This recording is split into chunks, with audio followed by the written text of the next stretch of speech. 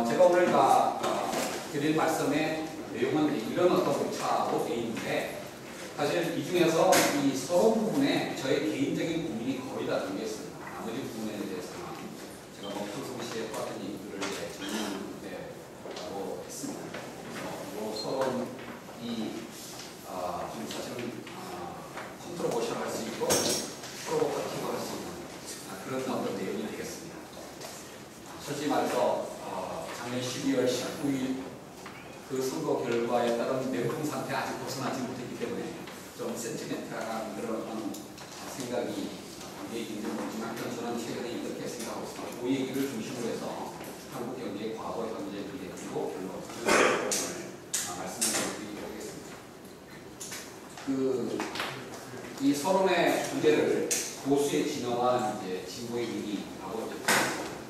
이게 무슨 뜻이냐면, 너무나 이 분들은 너무나 잘 아시는 것처럼 2007년에 정동영 후보가 이명박 후보에게 530만 의회방호 담당관실에서 대선 가장 큰 편차이고, 장관절 한강수위 기억이 지금도 생생한데, 그 선거 끝나고 난 다음에 정말 진보적 의지 한번 제대로 내세우지 못하고 그냥 무기력하게 지고 난 다음에 진보의 위기라는 단어이 그 당시에 굉장히 유행했었죠. 그런데 그 위기감이 오래 가지 않았어요. 2008년 딱 들어서면서부터 이명박 대통령이 이제 닥치를 시작합니다. 그리고 이제 그 와중에 촛불시위라고 하는 이 우리나라 대중들의 그냥 끌어오르는 어떤 에너지를 목격하면서 우리가 진보의 위기라는 것을 금방 잊어버립니다.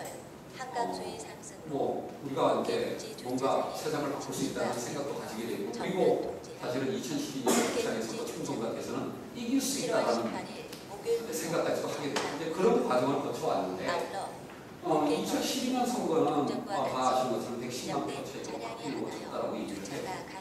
그리고 요즘 민주당 가끔 가서 얘기 들어보면 국정 때문에 졌다, 선거 무효다, 대통령 인정할 수 없다, 이제 이런 생각들을 가지신 분들도 지금 이제 굉장히 많은 것 같고, 그래서 이제 이런 어떤 분위기 속에서 부경대학의 홍장표 교수가 발표한 글에 이런 표현이 있었어요.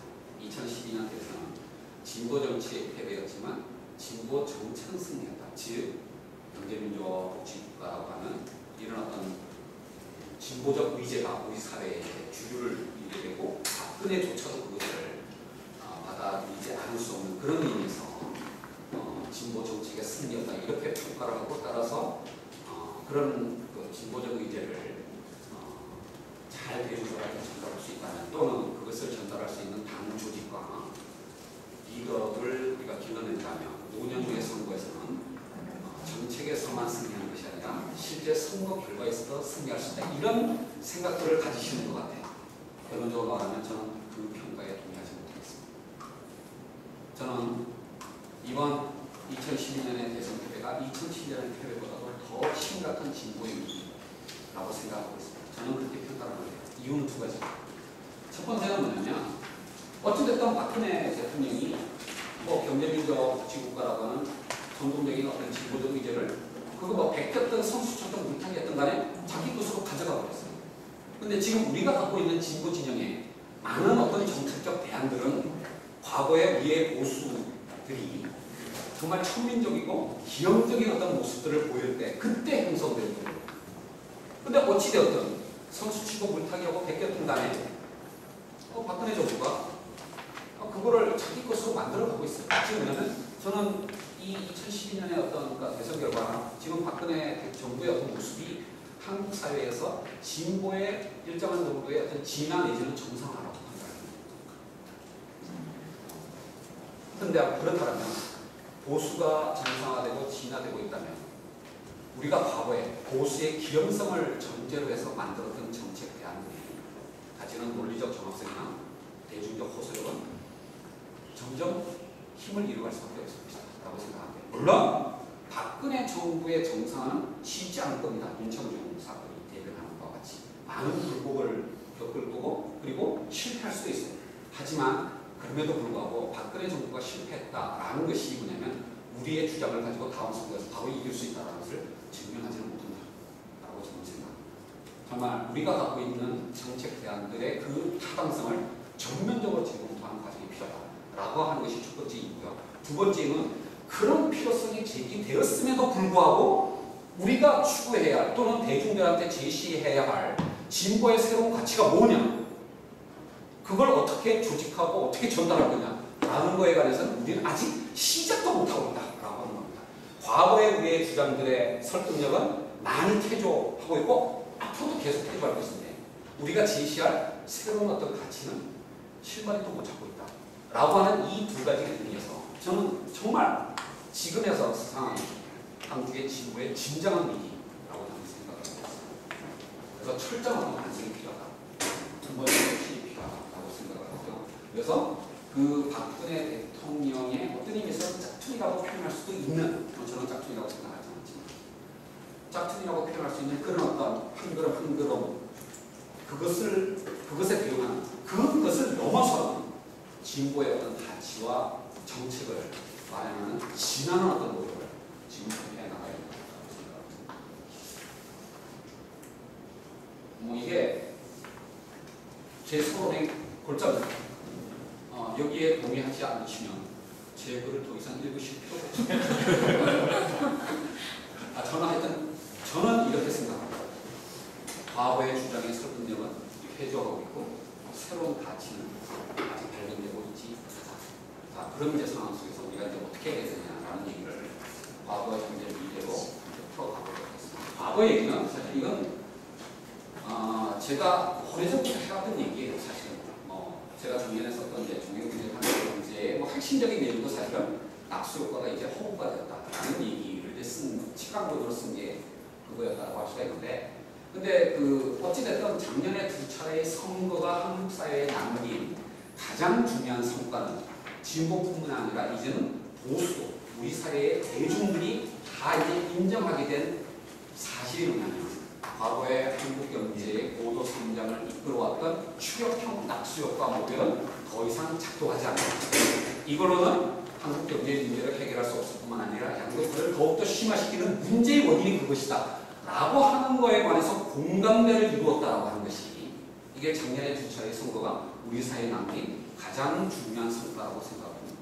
이제는 뭐냐면 진짜 성장사장단 회의가 김성조를 부를 만큼 그 부분에 관해서는 이제 공감대가 형성됐고, 그게 뭐냐면 한국 사회가 이제 더 후퇴할 수 없는, 결코 과거로 되돌아갈 수 없는 일정 정도의 어떤 진전을 이루었다고 생각합니다. 자, 그것이 이제 확인이 되었는데 문제는 뭐냐면 과거의 성장 모델이 파산했다라고 하는 것에 공감대를 형성했다라고 하더라도 그러면 그 과거의 모델을 대체하는 새로운 성장 모델은 뭐냐? 더 나아가서 진보적 성장 모델은 무엇이냐? 그러니까 지금 그 문제에 관해서 답을 제시할 능력을 갖고 있지 못하다라고 하는 것이 가장 큰 고려입니다. 간단하게만 말씀을 드리면, 그러니까 이 평화한국은행의 이제 그러니까 지출 측면의 어떤 GDP 통계에서 GDP를 구성하는 각종 이제 구성 요소들의 추이를 이제 70년부터 살펴본 건데요. 이게 보게 되면 이게 민간 소비입니다. 한 50% 중반에서 이제 오르락내리락하고 있는, 최근에 약간 하락하고 있는 수준으로 이게 민간 소비고, 요 밑에 있는 부분이 이제 복지 지출의 증가를 반영하는 이제 정부 소비 부분, 대북 소비는 굉장히 이제 조금씩 증가하고, 그 다음에 요 빨간 것이 투자입니다. 총투자. 우리나라의 이제 총투자인데 여기 보시는 바와 같이 우리나라가 70년대 중앙통화건설을 시작한 이래로 대충 보면 30%, 즉 29%가 우리나라의 평균적인 총투자입니다. 외환위기에도 29% 수준은 계속 유지되어 오다가 최근에 약간 하락하고 있습니다. 다음 슬라이드에 있고요. 근데 이제 가장 이제 특징적인 것은 뭐냐면 요거 까만선이 이게 수출 비중. 그래서 우리가 왜 위기를 겪어올 때마다 수출이 국민 경제에서 차지하는 비중은 한 단계씩 점프해 왔어요. 그리고 특히나 최근에 2008년 크라이시스 이후에는 2년 연속, 최근에 2011년과 12년 2년 연속 수출의 비중이, 수출의 규모가 민간 소비 비중보다 더 클 정도 이렇게 올라왔다라고 하는 게 이게 가장 중요한 특징입니다. OECD 회원국 중에서 유럽의 강소국들을 제외한다면 우리나라 정도의 경제 규모를 갖고 있는 나라 중에서 수출의 비중이 이렇게 높은 나라가 없습니다. 이게 한국 경제의 특징입니다. 자, 투자에 관한 얘기를 조금 더 해보면, 우리 아까 말씀드렸던 평균 20% 근처를 달성했던 우리나라의 총투자인데 이때가 뭐냐면 90년대 중반 YS 시절에 우리나라의 이제 중국 과잉 투자가 이루어지던 시기입니다. 그러니까 이것 때문에 이제 외환위기가 발생했던 거죠. 최근에 와서 이제 투자율이 총투자율이 조금 떨어지고 있는데 총투자율이 떨어지는 이유가 뭐냐면 이거를 건설 투자와 설비 투자로 나눠보면 설비 투자가 떨어진 건 좀 없습니다. 뭐 최근에 이 보수 언론 쪽에서 기업들이 현금 쌓아두고 투자 안 한다. 이게 이제 뭐 고용을 늘리지 않게 되고 뭐 성장 잠재력을 훼손하고 있고 그 이유는 경제민주화법을 비롯한 이 기업에 대한 규제 때문에 기업들이 돈 쌓아두면서 투자를 한다. 이렇게 얘기를 하잖아요. 정말로 이거는 혹세무민한 주장입니다. 제가 오늘 삼성 사장님에게 얘기했을 때 얘기합니다. 여러분들 사장님은 돈 될 기회가 눈앞에 보이는데 현금 쌓아두고 투자 안 하십니까? 제가 물어봤어요. 기업이라고 하면 돈 되는 일이라면 지옥에도 갈 사람들인데 돈 쌓아두고 투자 안 한다. 이거 말이 안 되는 거예요. 투자액이 하락한 것은 건설 투자. 최근에 이제 감사원이 4대가 이제 다음 사건 보고서를 냈지만 2008년, 2009년에는 그래도 건설 투자가 조금 늘어나다가 최근에 와서 이 건설 투자가 부동산 시장의 침체를 반영해서 급격하게 떨어지고 있는 게 이게 총 투자액의 하락을 반영하는 것이지 그러니까 설비 투자는 문제가 없습니다. 그리고 여기 보면 이게 이제 OECD 회원국의 총 투자율이에요. 아까 말씀드린 것처럼 최근에 이 투자율이 27% 정도입니다. 우리나라의 투자율. 다시 한번 말씀드리지만 70년대 종합공업화를 시작한 이래 우리나라의 총 투자율이 이렇게 낮은 적이 없어요. 27%가 지난 40년 동안 우리가 기록했던 총 투자율 중에서 가장 낮은 투자율입니다. 그런데 OECD 회원국 중에서는 우리가 1위입니다. 여기 맨 끝에 있는 게 이게 한국입니다. 그러니까 역사상 가장 낮은 지난 40년 동안 우리가 가장 낮은 총 투자율을 기록하고 있지만 그것조차도 OECD 회원국 중에서 가장 높은 총 투자율이다. 투자가 부족해서 성장이 안 되는 것이 아니고 고용이 안 늘어나는 것이 아니다. 뭐가 잘못된 것이냐.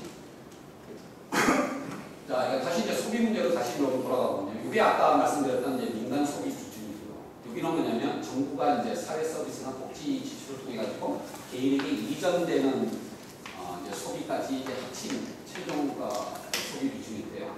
34개 회원국 중에서 이제 35개 회원국이지만 하나라 빼고 통계가 없어가지고 34개국 중에서 민간 소비 비중만 따지면 하위권에 들어가 있고요.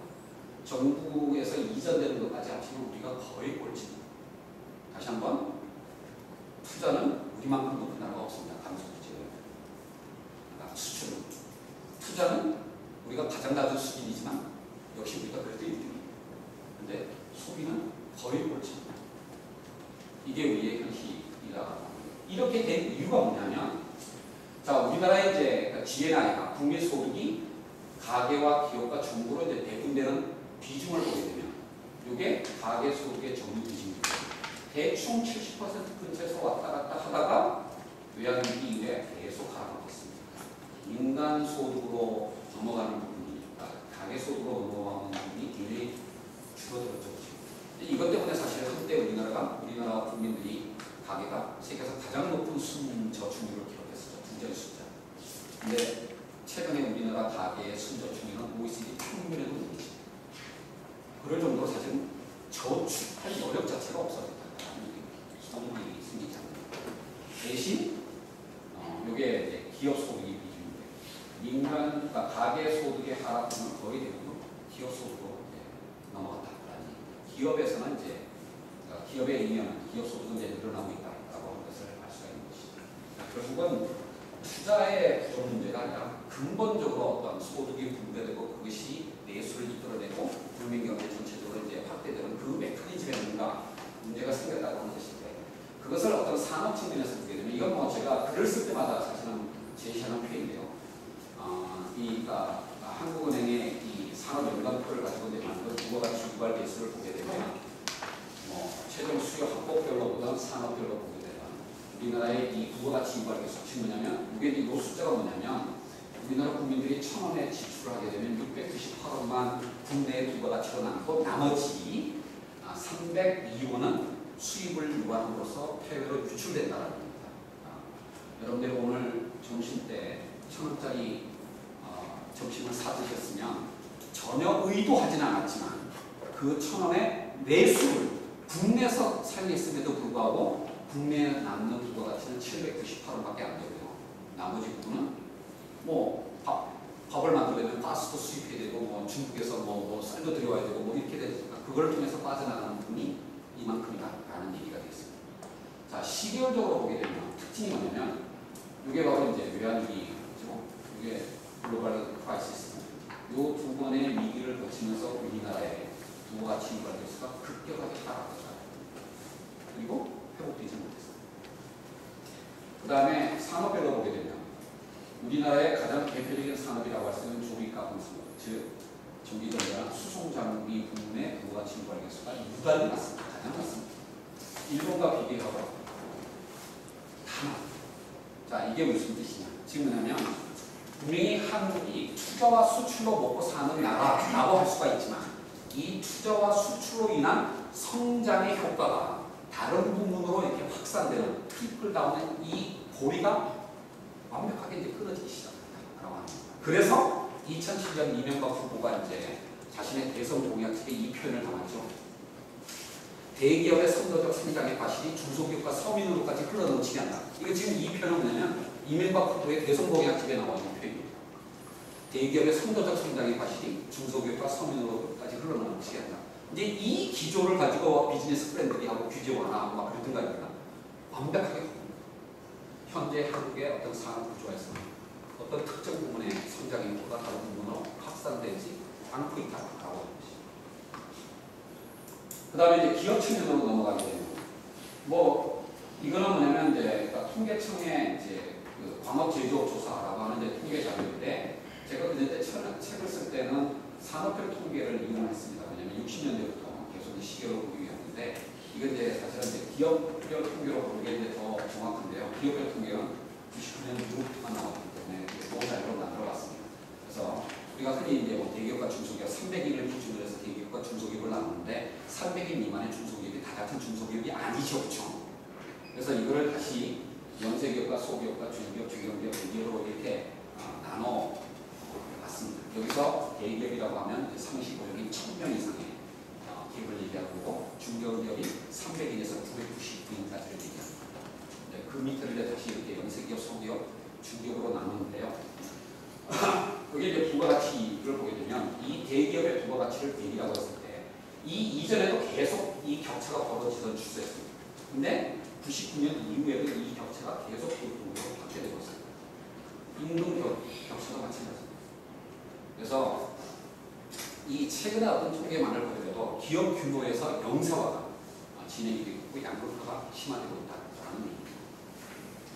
그래서 이제 결론적으로 보게 되면 우리가 OECD 회원 중에서 가장 높은 수준의 투자와 수출 비중을 차지하고 있음에도 불구하고 여전히 만족스러운 고용과 소득을 만들어내지 못하고 있습니다. 그 이유는 거시적인 측면에서, 산업적인 측면에서, 기업적인 측면에서 이와 같은 이유들이 있었다라고 하는 것을 제가 이제 글에다가 써놨습니다. 자, 그래서 이제 결론적으로 제가 뭐라고 표현했냐면 이제 드디어 추격형 낙수형 모델이 파산했다라고 합니다. 추격형 모델이라고 하면 호명화된 기술을 이제 도입해가지고 뭐 한국 사람들 이거 현장에서 응용하는 것은 세계 최고죠.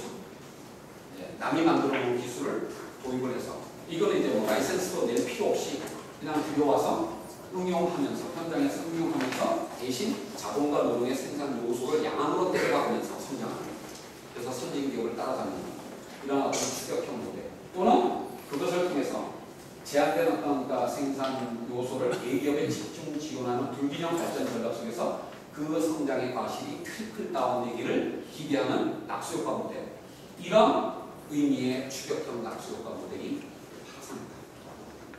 이게 이제 더 이상 성장과 고용을 만들어내지 못할 뿐만 아니라 오히려 양극화를 가져오는 가장 중요한 원인으로 되고 있다라고 하는 것이고 아까 말씀드린 것 같이 이제 이게 더 이상 작동하지 않는다라고 하는 것이 2012년 대선이 우리 사회에 남긴 가장 큰 성이라고 생각합니다. 네, 제가 아까 글에도 썼지만 6월 초에 박근혜 정부가 두 개의 발표를 했죠. 하나가 이제 고용률 70% 만들어낸다고 하면서 이 핫타이머 이거 이제 늘리는 방식으로 70% 하고 그다음 날은 창조경제에 관한 글인데요. 물론 그 정책 하나를 본다면 우리의 입장에서는 너무나 미흡한 것이 사실입니다. 하지만 그 전제가 되는 이 보도자료의 전제 부분을 보시게 되면 바로 그 두 개의 정부 발표 보고서의 보도자료의 핵심이 뭐냐면 이제는 박근혜 정부조차도 추격형 낙수효과 모델이 이제 더 이상 작동하지 않는다는 걸 명시적으로 썼어요.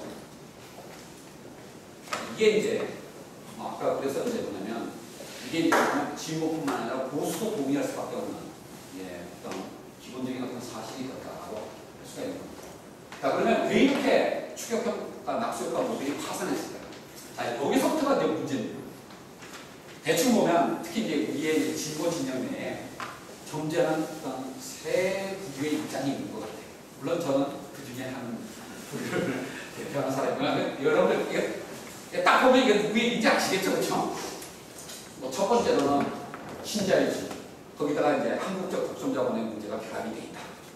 이렇게 되면 이제 시장의 폭력을 국가가 통제해야 되고, 그다음에 이제 노동 또는 노동조합을 통한 어떤 진보적 대학 이런 게 하나의 입장이 있을 수가 있고, 그다음에 이제 두 번째는 뭐냐면 국제 분업 구조가 급격하게 변하고 특히 차이나 샤크이라고 하는 것이 발생하면서 이제 우리가 이제 뭐냐면 갖고 있는 경제적 우위 요소가 사라지기 시작했다. 이런 상황 속에서 그런데 정부의 어떤 산업 정책적 역할을 더욱더 강하고 이제 그것을 유효하게 만들기 위해서 예.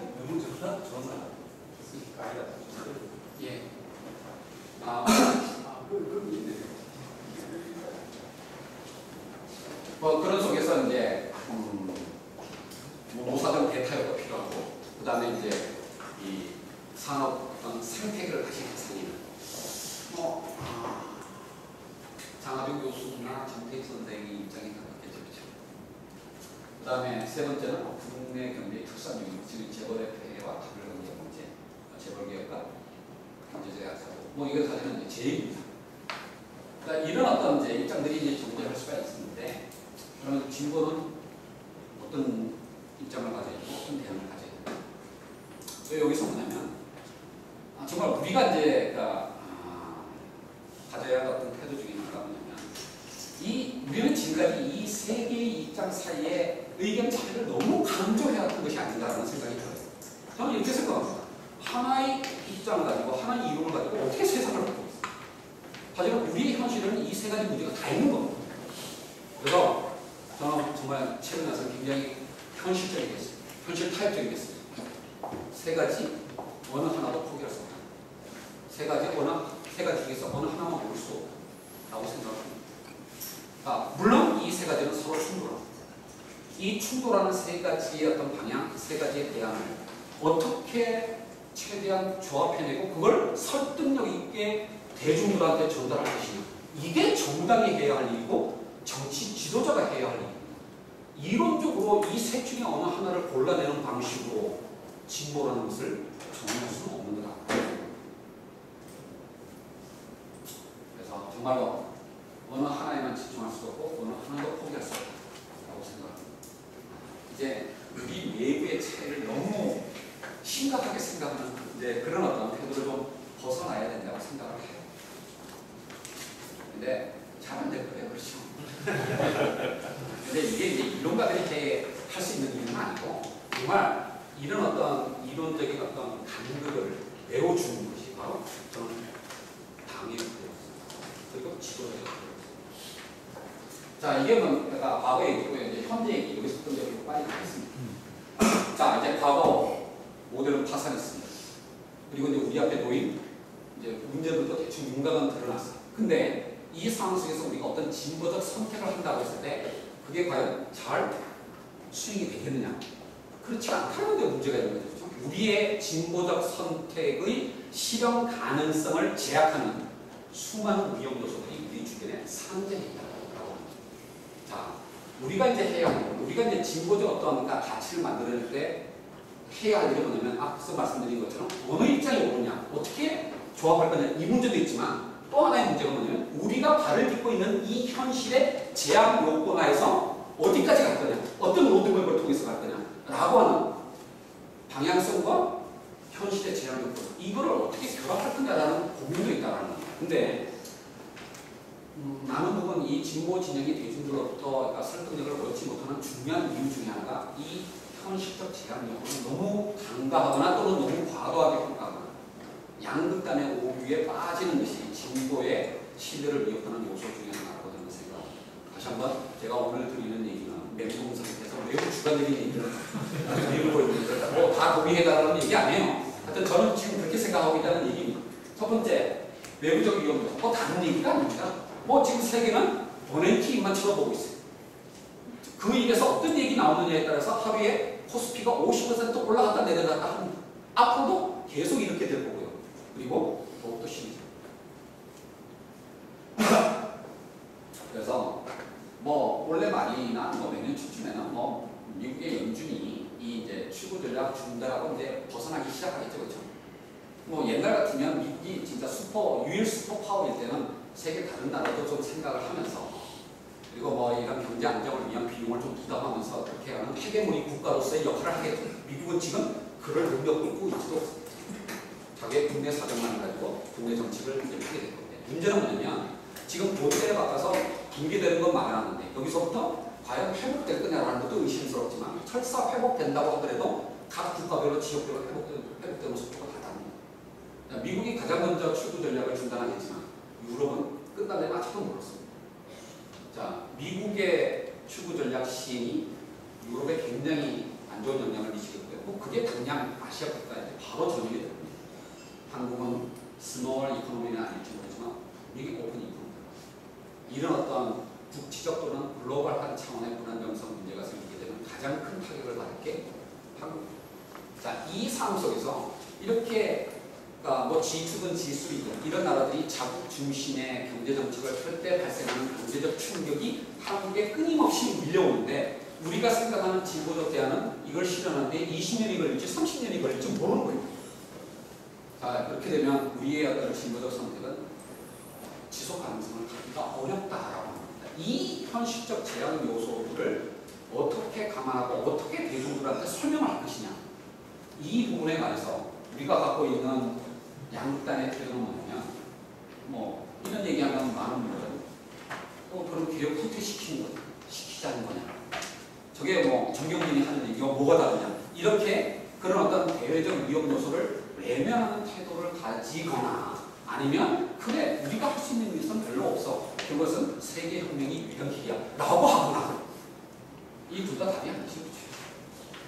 그 두 방향 모두가 대중으로부터의 신뢰를 스스로 버려버리는 길이다 라고 하는 이런 어떤 외부적 위험 요소들에 대해서 우리의 어떤 전략적 선택을 신중하게 해야 된다는 거예요. 내부 위험 요소로 세 가지를 드러나는데요. 첫 번째가 뭐냐면 이 가다 부채 문제입니다. 우리 사회의 가계 부채 문제와 정부의 재정 건전성을 위협하는 정부 부채 문제가 심각하다라는 건 다 알고 계시니까 제가 새삼스럽게 언급하지 않겠습니다. 근데 많은 분들이 간과한 게 기업 부채입니다. 이게 이제 한국은행 통계에서 역시 보게 되면 정부와 가계와 기업 부문의 금융 부채의 규모를 GDP로 나눈 비율입니다. 여기가 정부 부채 비율이죠. 빠르게 증가하고 있습니다. 그래서 재정 건전성 문제가 나오는 거고요. 가계 부채 문제가 다른 나라들은 이게 다 2008년 이후에 하락하기 시작했는데 우리나라는 계속 증가하고 있어요. 가계 부채 문제, 샴푸타니 여기까지 다 아시는데 우리가 이게 바로 기업 부채이고 기업 부채 중에서 금융 부채를 GDP로 나눈 이 비율이 역시 하락하지 않았습니다. 자, 요거를 다시 민간 기업과 공기업으로 나눠보면 이게 민간 기업인데 민간 기업의 부채 규모는 늘어나지는 않지만 그렇다고 줄지는 않았습니다. 우리나라 기업들의 평균 부채 비율이 지금 한국 통계, 한국은행 통계에 따르면 이가 한 120%밖에 안 되거든요. 이거 지나치게 건전하다라고 생각할지 모르지만 그건 어디까지나 평균입니다. 그 평균의 이면에 숨어있는 한계 부실기업들이 굉장히 많아요. 자, 경제의 안정성을 위협하는 핵심적인 요소는 평균의 숫자가 아니라 한계에 얼마나 많은 부실기업이 있느냐라고 하는 문제인데 이 문제가 결코 간과할 수 없는 수준으로 여기에 숨어 있다는 거예요. 공기업의 문제는 얘기 안 해도 다 아시겠죠. 자, 그 다음에 이제 두 번째 문제가 이 복지재원 문제예요. 직접 증세냐, 간접 증세냐, 이건 이제 박근혜 대통령이고 이게 진보진보인데 이렇게 논쟁하기에는 현실이 너무나 복잡 미묘합니다. 그러니까 이 그래프가 뭐냐면 이게 이제 민주당의 홍종학 의원이 국세청을 협박해서 얻어낸 통합소득 백분위 자료를 제가 이제 분석한 것인데요. 통합소득 백분위 자료라고 하는 건 뭐냐면 연말에 이제 연말정산하는 근로소득 신고자와 매년 이제 5월달에 종합소득 신고하는 사람들이 있잖아요. 이 이제 두 개를 합치면 이게 소득세가 되는 거니까 이 두 개의 소득세 자료에서 이걸 머지시켜서 중복된 부분을 제거하고 나눈 겁니다. 이 데이터 안에 들어가 있는 게 1,320만 명. 그리고 이 과세 기준 이달자가 530만 명. 두 개 합치면 1,850만 명의 데이터. 이 1,850만 명이라고 하면 사실 우리나라에서 소득세 내는 사람을 다 포괄합니다. 이거 국세청자예요. 자, 이가 1,850만 명. 그 중에서 소득세를 실제로 내는 1,320만 명. 그 사람들 1% 단위로 쪼개가지고 소득이 얼마고, 그 다음에 각종 공제 제외하고 과세 표준이 얼마고, 실제 세금 얼마 내느냐, 이 데이터들을 받은 거예요. 이제 그래서 뭐냐면 실제 소득과 실제 낸 세금의 비율을 구하면 실효세율이 되는 거 아닙니까? 그 실효세율을 구해봤더니 이렇게 나오는데 우리나라의 상위 1%가 어느 정도의 소득이냐면 평균 3억 5천만 원. 3억 5천만 원 정도의 평균 소득이 우리나라 1%, 상위 1%. 그 상위 1%의 부자들이 내는 실제 세율이 24%. 대학 교수가 평균 한 1억 정도 돼요. 학교마다 좀 다르게 하죠. 또 상위 4%가 우리 1억. 우리나라에 1억 소득을 버는 사람이 10%. 제가 진짜 연말정산 이렇게 딱 찍어보면 제가 1년에 내는 세금이 소득세가 한 1,000만 원 정도. 이렇게 되고요. 보시게 되면 12%딱 넘어가면 실효세율이 5%는 밑으로 내고 17%는 4% 밑으로 가고 23%딱 넘으면 실효세율이 3%. 그 뒤에는 다 평균. 우리나라의 소득세의 실효세율 구조가 무징구조인 것은 맞지만 이 무징구조가 이렇게 돼 있어요. 상위 구간에서 세율이 급격하게 떨어지는 구조로 돼 있어요. 이런 구조에서는 보편적 복지국가 절대 없어요. 이거를 예컨대 대기업에게만, 그러니까 대기업과 부자들한테만 매기는 비유세 방식으로 보편적 복지에 필요한 지원을 다 마련할 수가 없습니다. 그리고 뭐 많은 사회복지학자들이 얘기하지만 복지의 수혜계층과 비용 부담 계층이 너무 대립되는 방식의 이 복지제도는 정치적 서스테이너빌리티가 없습니다. 그래서 이제 보편 복지를 위해서는 보편 증세가 필요하다고 하는데 보편 증세가 세율을 올리는 것만으로는 되지 않습니다. 우리가 어떻게 되냐면 이 실효세율 구조를 이 상위권에서 좀 더 완만하게 내려가는 구조로 바꿔야 돼요. 이렇게 바꿔가려면 세율을 올리는 것뿐만 아니라 소득 구간을 조정해야 되고 각종 공제 제도를 다 바꿔야 돼요. 그래서 얼마 전에 왜 박근혜 정부가 소득 공제 방식을 세 공제 방식으로 바꾸겠다고 했죠. 이게 뭐 부자들의 실제 세금 부담을 더 높이는 방식이거든요. 이거 심지어는 한겨레나 경향에서조차도 어떻게 코멘트를 받았냐면 유리 지갑을 갖고 있는 근로자들에게만 세금을 매기는 수가 반대한다. 저는 그 기사를 보고 정신 못 차렸어요. 그렇게 얘기하면 안 되는 거예요. 그러니까 진짜 뭐냐면, 그러니까 그 방식으로 바꾸기 전에 세금을 더 내는 사람이 여기 있는 사람입니다. 여기 있는 사람들이 세금을 더 내게 만들어야지 여기 있는 사람들도 세금을 더 내게 돼요. 그 방식으로 그러니까 가야 된다는 거고요. 정말 이게 한마디로 말하면 보편과 복지를 위해서는 직접 증세도 해야 되고 간접 증세도 해야 되고 두 가지 다를 해야 돼요. 이거는 이제 제가 글에는 안 나갔는데 최근에 이제 경제교육연구소관에 법인세에 관한 똑같은 어떤 자료인데요. 이것도 역시 홍표광 의원이 받아낸 건데 이 자료의 특징은 뭐냐면 상위 10%를 1% 단위로 쪼개고 그 밑부터는 그냥 10% 단위로 쪼개고 이게 보게 되면 상위 10% 안에서는 이 법인세의 어떤 실효세 구조가 이런 정도로 하다. 10% 단위로 보면 여기다가 이게 돼요. 법인세 구조는 오히려 역진입니다. 이 뒷부분에 가요. 근데 이렇게 되는 이유가 간단해요. 법인세는 뭐냐면 과세 표준 2원을 기준으로 해서 이게 딱 세율이 두 개로 딱 쪼개져 있습니다. 25%, 20%. 이렇게 되는데 각종 공제는 대기업한테 다 가야 됩니다. 그러니까 법인세 실효세 구조는 이렇게 될 수밖에 없습니다. 이런 구조화에서 역시 복지에 필요한 지원을 마련할 수가 없죠. 그래서 정말 그러니까 이 복지 그게 굉장히 정치적으로 모험이에요. 세금 건드려가지고 다음 선거에서 이기는 정부가 없습니다. 사실. 그렇지만 이 문제를 뛰어넘지 않고서는 복지할 수 없다라고 하는 것이고요. 그래서 단순히 부유세라는 그런 어떤 개념을 뛰어넘어가지고 기본적으로는 소득세와 법인세와 부가가치세 이 세 개의 세목이 우리나라 전체 국세의 90%입니다. 이 세 개의 세목의 구조를 합리화하지 않고서는 재원을 확보할 방법이 없어요. 그래서 소득세와 법인세, 실효세의 구조를, 우진 구조를 제대로 만들어내고 그 기반 위에서 사실은 저는 부가가치세 세율 10%를 12%로 올려야 된다고 생각합니다. 이게 근데 지금 보수 진영에서는 지금 뭐 간접 증세만을 얘기하고 있지만 절대 이걸로 원래 빵꾸나는 세수로 못 메워. 그렇게 되면 저쪽에서는 이제 뭐라고 부가가치세부터 올리자라고 할 거거든요. 근데 이제 이거를 이제 뛰어넘기 위해서는 진짜 소득세와 법인세의 측면에서 이제는 뭐냐면 고소득층과 중산층이 제대로 세금을 내도록 만들어가야 돼요. 그게 전제돼야지 부가가치세를 올릴 수가 있는 거고요. 그게 돼야지 서스테이너블한 보편적 복지를 할 수 있다. 뭐 이 노사관계 문제는 제가 이 자리에서 더 언급 안 해도 여러분들은 너무나 잘 아시고 이게 이제 북부 3개국 모델입니다. 조직률도 높고 혈액 적용률도 다 높고 이런 나라. 반면에 이게 이제 뭐냐면 뭐 독일, 유럽 대륙형 모델이죠. 조직률은 낮지만 혈액 적용률은 굉장히 높아요. 프랑스 같은 경우에는 노조 조직률이 우리나라보다 더 많죠. 10%가 안 돼요. 그럼에도 불구하고 그 노조가 맺은 임단력이 노동자 거의 대부분에게 적용이 돼요. 우리나라는 여기가 안 돼요. 그렇죠? 10%의 조직률과 10%의 혈액 적용률. 자, 이 상태에서 우리가 추구할 수 있는 진보적 대안이 뭘까? 이게 사실은 우리나라에서 진보적 대안을 설계하는 데 가장 큰 제약입니다.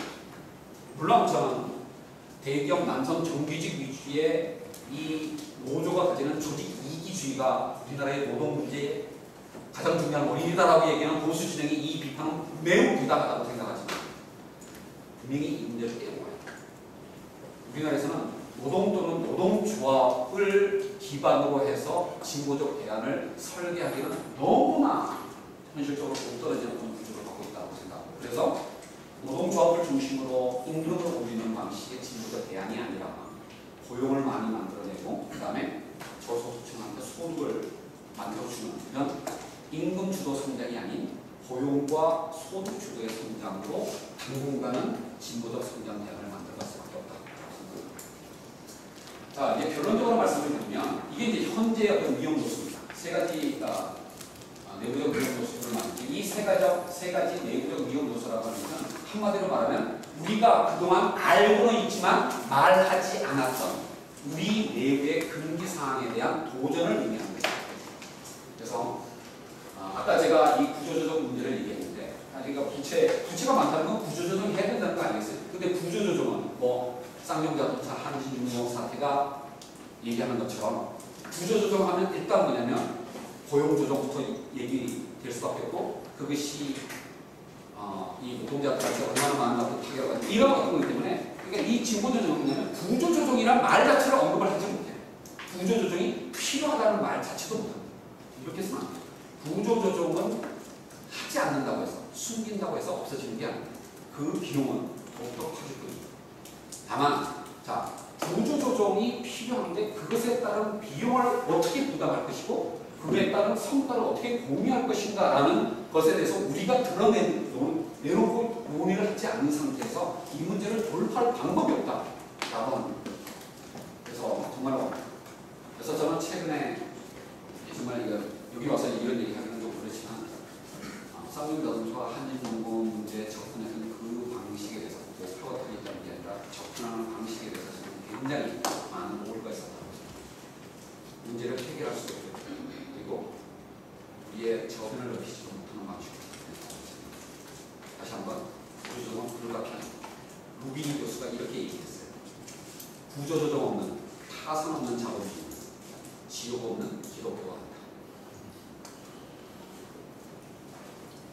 구조조정이 없는 자본주의는 불가합니다. 진보 진영이 그것을 외면해서는 안 된다고 했습니다. 보편적 복지국에서는 보편적 증세 특히 뭐냐면 고소득층과 중산층까지의 증세를 이끌어내야 돼요. 소수의 부자들의 증세만으로는 절대 불가합니다. 그 다음에 노동 중심의 이 진보적 가치를 실현하기 위해서 일단 노 사장이 갖고 있는 이 담합 구조 이것부터 빼야 돼. 그러니까 이런 어떤 기존의 금기상에 대한 도전이 필요하다. 이게 이제 우리가 부딪히고 있는 진보가 혁신해야 할 중요한 제한 요소라고 생각합니다. 미래의 얘기인데 여기서는 별로 할 얘기가 별로 없어요 사실. 뭐 이게 아까 제가 앞에서 얘기했던 세 가지 입장 중에서 뭐 저는 이제 재벌개혁과 뭐 양파 이제 이 문제에 집중해서 얘기를 했어요. 제가 이 글을 쓸 때 여기에만 집중했던 이유가 아까도 말씀드렸지만 제가 양해를 구한 이유가 노동과 정치 문제에 대해서는 최장희 교수님께서 발표하시고 정치 문제에 대해서는 김현명 교수가 발표할 것이기 때문에 다 뭐 궁금하면 그분들 글을 읽어라. 나는 요거만 얘기하겠다. 이제 이렇게 넘어갔거든요. 뭐 솔직히 말씀드리면 제가 아마 그 다른 분야의 어떤 대안을 얘기하기가 문제점을 얘기할 수 있지만 대안을 얘기하기는 제가 아는 게 별로 없어서 그냥 못 쓴 겁니다. 안 쓴 게 아니라. 하여튼 뭐 제가 아는 부분만 썼어요. 뭐 결국은 저는 공정의 원리와 윤대의 원리라고 하는 것이 같이 가야 된다고 생각합니다. 재벌개혁이 경제민주의 출발점인데 이거는 공정한 시장을 만드는 과정입니다. 이거 부조화가 해야 할 일이라고 미룰 일이 아니에요. 이거 우리가 역시 해야 돼요. 다만 이것만으로는 진보가 아니죠. 공정? 그래. 공정은 좋은데 어떤 의미의 공정이냐라고 하는 문제가 남죠. 그러니까 진보적 공정이에요. 근데 그 진보적 공정이라고 하는 것은 결국 뭐냐면 약자들의 연대의 원리의 기초. 그런 어떤 공정이어야 되겠죠. 자, 여기서 이제 중요한 문제인데 뭐 재벌개혁 얘기는 제가 더 이상 할 필요가 없을 것 같고요. 제가 오히려 최근에 와서는 재벌개혁보다도 더 많은 관심을 갖고 있는 게 이 양극화 해소 부분입니다. 재벌개혁은 이제 뭐 박근혜 정부 5년 동안 뭐 제가 생각하는 게 한 반쯤만 할 것 같아요. 그러니까 뭐 박근혜 정부가 못하는 나머지 반은 우리가 치권해서 하면 되잖아요. 그렇죠? 뭐 아니 보수 정부는 보고 진보가 바라는 재벌개혁을 다 하라 해봐야 하겠어요. 그렇죠? 하지도 안 하겠다고 이미 공약했잖아요. 그렇죠? 그러니까 이제 나머지는 우리가 하면 되는 거고 이미 갈 방향은 잡혔다라고 생각하고 진짜 어려운 문제는 이제 가불관계 문제로 얘기하는 경제적 약자들의 권익보호 문제인데 저는 우리 사회에서 이 가불관계 문제를 해소하기 어려운 이유가 있다고 생각해요. 그건 뭐냐면 우리나라의 주요 업종들을 보게 되면 대표 기업들이 2개, 3개밖에 없어요. 그러니까 갑이 2, 3개밖에 없어요. 수많은 을이 있지만 을이 갑을 선택할 기회조차가 없는 거예요. 한국 경제와 일본의 경제를 많이 비교하지만 근본적으로 차이겠습니다. 일본은 뭐냐면 인구도 우리보다 훨씬 많지만 GDP로만 따지면 한국보다 5배 정도. 일본은 뭐냐면 정말 방대한 내수 시장을 기초로 해서 그 내수 시장에서 치열한 국내 경쟁이 이루어지는 경제입니다. 근데 한국은 국내 시장만 딱 보면 기업이 2, 3개밖에 안 돼요. 선택할 갑이 없어요. 갑을 선택할 기회가 없다 보니까 그 갑을 계열이라고 하는 것은 언제나 그 우월적 지위의 남용의 소지를 갖고 있는 정속계약, 고유계약이 될 수밖에 없는 겁니다. 자, 이게 우리 사회에서 한국 경제에서 갑을관계 문제를 해소하기 어려운 이유 중에 하나. 자, 어떻게 해결해야 되느냐? 첫 번째, 당연히 개별적인 갑의 경쟁력을 키워줘야 되겠죠. 박근혜 정부가 하겠다고 하면 뭐 돈을 지원하든 R&D 지원하든 뭐 창조 경제를 하든 뭘 하든 간에 박근혜 정부의 이 갑을관계 문제는 요 개별을 지원한다는 것인데 이것만으로는 안 되겠죠. 또 하나 생각해봐야 될 게 국내에서 갑을 찾을 수 없다면 해외에서 찾아야 되겠죠. 이건 뭐 여러 가지 방식으로 가능한 거. 보다 중요한 건 뭐냐면 국내에서 있는 갑과 을의 1대1 계약은 절대 공정한 계약이 될 수가 없습니다. 을이 갑을 선택할 기회 자체가 없는 구조에 있기 때문에 그렇다면 을이 다수의 을이 공동으로 하나의 갑을 선택할 수 있도록 만들어줘야 됩니다. 그게 바로 을들의 네트워킹입니다. 그게 노무현 정부 시절에 추진했던 클러스터 정책 또는 뭐 요즘 붐을 일으키고 있는 협동조합입니다. 뭐든 간에 어떤 이름으로 부르든 간에 어떤 방식이든 간에 우리가 추구해야 할 가불관계의 문제, 경제민주화의 해결의 방향 중에 하나는 을들의 네트워킹을 확산시키는 거예요. 이거를 통해서 각가의 수직적 거래 관계도 공정하게 만들고 을들의 경쟁력도 제고 이것이 저는 이 가불관계 문제의 기본. 근데 문제는 뭐냐면 이게 쉽지가 않아요. 이 을들 간이라고 해서 이해관계 충돌이 없겠습니까? 사실은 더 심각해요. 근데 그 을들의 이해관계 충돌을 시장 메커니즘이 아닌 방식으로 해결한다? 간단한 일이 아닙니다. 이거를 가장 잘 조정할 수 있는 게 시장의 사실. 근데 우리가 생각하는 진보적 연대의 원리라고 하는 것은 바로 시장 메커니즘만이 아니에요. 진짜 연대의 원리로 을들의 이해관계 충돌을 조정하는 메커니즘을 우리가 찾아가는데 정말 우리가 고민하고 만들어내고 전달해야 하는 진보적 가치의 핵심이 뭐냐면 바로 이 을들 간의 네트워킹의 연대 원리가 이것이 뭐냐면 좋은 게 좋은 정실자본주의로 빠지지 않도록 하는 그 원리를 우리가 어떻게 만들어낼 것이냐는 여기에 달려있다고 저는 생각합니다. 그런 의미에서 본다면 노무현 정부의 클래스 정책이 왜 실패했는가를 다시 한번 생각해 봐야 됩니다. 5년 동안 수십 군데의 클러스터를 만들어서 그게 성공하겠습니까? 제가 정태인 선배를 만났을 때 제일 뭐냐면 이건 실패할 정부다. 실패할 정책이라고 딱 생각했는데 이거였어요. 태인 형을 만났을 때 클러스터에 대해서 저한테 막 설명하시더라고요. 다 좋은 얘기인데 어떻게 하시려고 그래요 이걸? 이제 허울 벌판에서 그 선두를 어떻게 만들어갈 거냐라고 물어봤으니까 태인 형이 이렇게 얘기했어요. 어렵지 않아. 우리나라 공무원들 똑똑하거든. 그래서 그러니까 뭐냐면 중앙에서 공무원들 다 교육해가지고 한 5명씩 팀을 만들어서 지방에 내려보내면 그 공무원들이 그 지방에 있는 기업들과 대기업과 중소기업과 그 다음에 대학연구소 뭐 이런 사람들 다 조직해가지고 하면 돼. 간단해. 그래서 제가 속은 거였죠. 이거 반드시 실패. 이런 방식으로 만들어갈 수 없다. 정말로 저는 사실은 이 네트워킹의 핵심은 클러스터라고 생각합니다. 근데 이게 실패한 정책인데 이게 다시 복원하기가 쉽지가 않아요. 저는 지금 우리 사회에서 진보 진영에서 도움을 일으키고 있는 이 협동조합과 똑같은 운명을 갖지 않을까 정말 걱정하고 있습니다. 정말 중요하기 때문에 천천히 가야 돼요. 성공 모델을 만들어야 돼요. 이렇게 하면 성공할 수 있다. 그걸 만들어야지 단기간 내에 뭔가 실적을 만들어. 이거 그러면 실패할 가능성이 너무나 높다.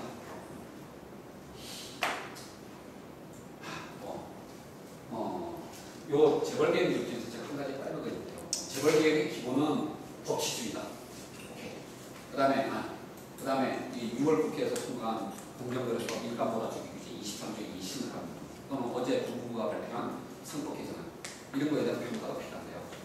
또 분명히 이거 뭐냐면 6월 국회에서 통과한 공정거래법 23조의 2 무포로 많습니다. 총수일가가 직접 지분을 갖고 있는 회사만을 대상으로 했고 그 다음에 거기에 여러 가지 유예 조항들을 만들어줬습니다. 빠져나가고자 한다면 빠져나갈 방법이 있습니다. 저는 그럼에도 불구하고 이번에 국회를 통과한 이 23조의 1을 통해 가지고 현대자동차 그룹이 글로비스를 통해서 정의선 부회장이 그룹경영권을 통째로 물려받는구나. SK의 차태현 회장이 CNC를 통해서 그룹경영권을 장악하는 이런 네이키드 터널이 말도 안 되는 터널이 이제 불가능하다고 생각합니다. 물론 이거 빠져나가는 작은 사례들은 앞으로도 계속 생깁니다. 하지만 돌이켜보십시오. 과거에 재벌 총수일가들이 이 편법과 승속과 만들어낼 때 이재용 씨가 했던 그 CDBW를 가져가는 이것 때문에 이재용 씨는 아무런 페널티를 받지 않았습니다. 그럼에도 불구하고 그 논란을 거치는 과정에서 이제 CDBW를 가지고 그룹 경영권을 다 3세들이 물려받는 이거 불가능하게 됐어요. 마찬가지로 이번에 어떤 논란 과정을 거치면서 일감 몰아주기 방식으로 그룹 경영권을 넘겨받는 것도 아마 불가능하게 될 겁니다. 적어도 이제 한국 사회가 이 정도 이제 통제 강한 영역으로까지 발전했다라고 생각해요. 물론 제기들은 4단계의 새로운 편법 수단들을 찾아낼 거예요. 뭐 사회라는 게 그런 거 아니겠습니까? 그렇죠? 그러니까 결론적으로 얘기를 하게 되면 저는 그러니까 비유를 갖는데 그러니까 23조의 완벽하게 만들고 상정세법상의 일감 몰아주기 완벽하게 만들고 그러니까 상법 완벽하게 만들고 저는 이게 효과적인 방법이 아니라고 생각해요. 취업까지 다 잡아들이는 정치망 하나를 딱 던져서 문제를 해결하자. 그러면 그놈을 잡을 수 있을지 모르지만 우리가 의도하지 않았던 놈도 잡아들여요. 취업까지. 과잉 규제가 될 수가 있고 과잉 규제의 소재를 빌미를 주는 순간 이러면 무지막지한 혹세무민하는 논리를 가지고 그걸 저지해요. 이런 방식보다는 저는 하나하나의 그물은 느슨할 수 있을지 모르지만 빠져나갈 그물이 있을지 모르지만 그런 느슨한 그물을 여러 개를 동시에 준비하는 것이 이게 바로 효과적인 균일체계다라고 생각합니다. 그래서 공정거래법 23조의 문제가 있고 상정세법상의 과세 문제가 있고 상법 문제가 있고 형법에도 다 문제가 있어요. 하지만 이 네 개의 그물을 우리가 동시에 갖게 된다면 통제가 안 됩니다. 우리가 만들어가야 할 규율체계라고 하는 것이 바로 이거예요. 이 말씀을 강조해서 드리는 이유는 뭐냐면 진보 진영의 정책적 대안들이 뭐냐면 어떤 문제가 나오면 그거를 법률적 수단 하나를 가지고 완벽하게 틀어막는 방식으로 대안을 만들어내요. 그리고 그게 아니면 후퇴했다, 짝퉁이다라고 비난합니다. 근데 그거를 전달받는 대중의 입장에서 한번 생각해보세요. 그 말이 되는 그게 아니다. 이 경제를 갖고 나가려면 하나의 수단이 아니라 여러 개의 수단의 체계적 합리성을 높이는 방식으로 준비를 해야 된다. 그것과 관련해서 제가 최근에 하고 있는 의회방호 이제 담당관실에서 수출제, 순환출자제, 장마철 이거 하나하나의 어떤 정책 수단을 가지고 이걸 가지고 재벌 개혁하겠다. 이런 식의 접근을 이제 우리가 극복해야 된다라고 생각합니다. 이 출풍제나 순환출자나 금전분리 이런 것들이 뭐냐면 다 아까 말씀드린 것처럼 우리의 보수진이 터무니없는 청민성, 기형성을 갖고 있을 때 만들어냈던 거예요. 그 당시에는 이게 유일한 방법이었을지 모릅니다. 하지만 이제는 그렇지 않다. 이런 대중적인 어떤 규제 수단 하나를 가지고 구조를 완전히 싹 바꿔버리는 이런 식의 정책 수단이 아니라 이제 진보도 뭐냐면 실현 가능한 집행할 수 있는 합리적 규율 수단들을 여러 개를 만들어가는 이런 식의 고민을 하고 있구나라고 하는 것을 대중들한테 전달해야 된다라고 하는 것이고요. 그리고 이제 마지막으로 제가 생각하는 것은 제가 이제 저는 남은 10년 동안 제 개인적인 관점인데 너무 잘하시겠지만 기업 취업 자, 이거를 가면 뭐 재벌 놔두고 지주회사 풀어놔두고 이거 어떻게 해야 되냐 따로따로 생각하면 해보면 그래 재벌 할래? 오케이. 지주회사 할래? 오케이. 네가 어떤 조직 형태를 선택하든 간에 그거는 네 자유이지만 형태와는 관계없이 우리가 똑같은 규제를 하겠다 라고 하는 방식으로 접근해야 되는 거고 그리고 제가 이 글에도 썼지만 저는 제가 기업 집단법적 접근을 제안하는 가장 중요한 이유 중에 하나가 이게 재벌 개혁을 위해서만이 아니라 다른 노사관계의 정파라는 생각을 하고 있거든요. 이 부분도 동의하시지 않을지 모르지만 우리가 지난 한 15년 전쯤에 민주노총 청청 만들 때 이 산별노조 이 얘기를 할 때 많은 어떤 고민을 해서 대안을 만들었지만 결국에 와서 실패했다고 평가할 수밖에 없는 상황이 되잖아요. 그렇죠? 자, 그럼 우리의 노사관계를 어떻게 풀어갈까요? 저는 이렇게 생각합니다. 산별노조가 궁극적 지향점이지만 우리가 지금 해야 할 거는 뭐냐면 부득별 노사관계를 이걸 법의 틀들이 내에 갖고 들어오는 거라고 생각합니다. 그래서 그게 이제 뭐냐면 그러니까 이 유럽의 수프라내셔널 워크 카운슬 이라는 방식인데요.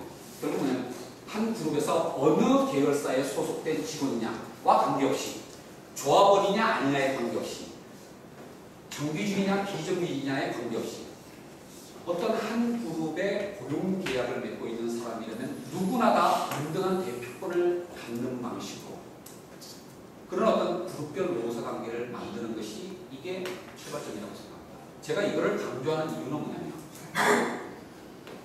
정말 똑같은 일을 하면서도 불구하고 뭐 비정규직이면 조합원이 아니면 아무런 어떤 노조의 보호를 받지 못하는 집단적 노사관계에서 배제되는 문제도 그렇지만 또 하나 중요한 게 뭐냐면 이런 법인격의 경계를 넘어서는 이런 노사관계의 틀을 만드는 것이 뭐냐면 하도급 문제나 또는 대리점, 가맹점 등과 같은 우리 사회에 만연되어 있는 이 쿼자이 인터널 오르가니제이션 준내부 조직적 관계 그룹 계열사가 아니지만 이 그룹과 장기적인 어떤 거래 관계를 맺어가는 이 수많은 을들의 어떤 권리를 강화하는 어떤 디딤돌이 될 수 있다는 의미에서 제가 이걸 강조를 합니다. 그래서 제가 이 기업 집단법 접근을 재벌 개혁의 수단이 아니라 노사관계와 가벌관계 문제 이런 쪽으로 확장을 시키려고 노력을 하고 있고요. 뭐 이게 제가 남은 10년간의 과제라고 생각하고 있습니다. 뭐 그 얘기를 일단 써드립니다. 그다음에 이제 결론. 뭐 이거는 사실은 제가 민주당에 갔을 때 했던 얘기고 안철수 연구소에 갔을 때 했던 얘기인데 이 진보 당에 와서도 똑같은 말씀을 드리겠습니다. 첫 번째. 저는 이게 우리나라 진보 진영에 정말 문제라고 생각하는데요. 이 우리나라는 지금 정당 정치와 시민 정치가 구분이 안 되는 것 같아요. 그러니까 정당 정치의 역량이 부족하기 때문에 시민 사회의 힘을 계속 빌립니다. 물론 진보 정치와 시민 사회는 계속 교류해야 됩니다. 그게 진보의 어떤 의미를 살리는 길이겠죠. 그렇지만 정당 정치와 시민 정치는 같아질 수가 없습니다. 지금 우리가 시민 사회, 제가 시민 운동을 하고 있음에도 불구하고 시민 운동의 한계가 너무나 분명해요. 자기가 하는 일에만 관심을 가져요. 근데 당이 해야 할 일, 정치가 해야 할 일은 뭡니까? 우리가 해야 할 일들은 널브러져 있고 이거밖에 안 되는데 이거 다 할 수 없잖아요.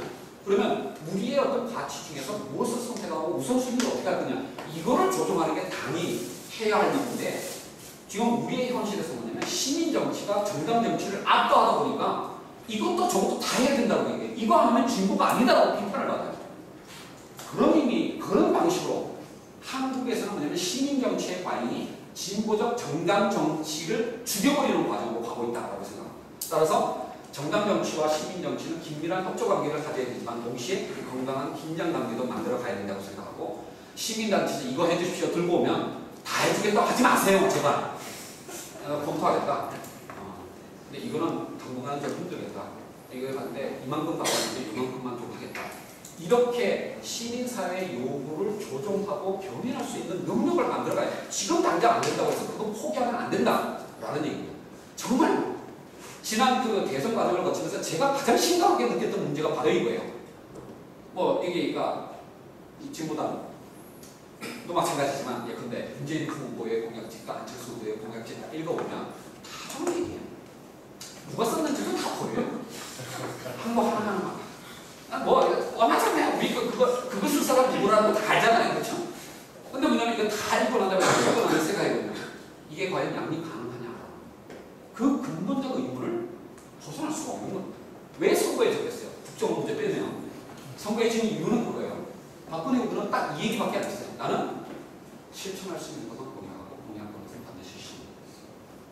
이 말이 어떠한 공약보다도 공약집에 설 수 있는 그 어떤 미사 요구보다도 더 강한 힘입니다. 바로 진보 정치가 갖춰야 할 겁니다. 진보적 리더십은 이거를 생략할 수는 없다라고 하는 것입니다. 그거를 하기 위해서는 우리가 해야 할 일이 뭐냐? 바로 이겁니다. 아까 얘기했던 금기의 문제. 이거에 대한 도전을 하고 진보 진영의 토론이 필요하다. 저는 솔직히 말해서 뭐 여러분들 한번 제가 TV 토론 나갔을 때 한번 가끔 보시겠지만 금융연구원장은 한 윤창현 교수하고 토론하면 좀 마음 편해요. 뭔 얘기 할지 뻔히 알거든요. 그리고 워낙 오래 자주 하다 보니까 이제 다 알아요. 근데 사실은 제가 더 힘든 거는 제가 김현명 교수와 토론하거든요. 정말 적점을 찾기가 어려워요. 나를 리스펙트합니다. 김현명 교수. 하지만 진짜 김상조와 김현명 간의 간극이 너무 커요. 이걸 메우지 않고 어떻게 대중들을 설득하겠습니까? 오사하기에는 더 말할 필요가 없어요. 진보 진영 내에 소유형 논의들이 있지. 그거를 주도하셔야 된다. 이걸 할 수 있는 데가 누가 없다라고 하는 거예요. 세 번째, 아무리 토론해도 진보의 특성상 결론을 내지 못합니다.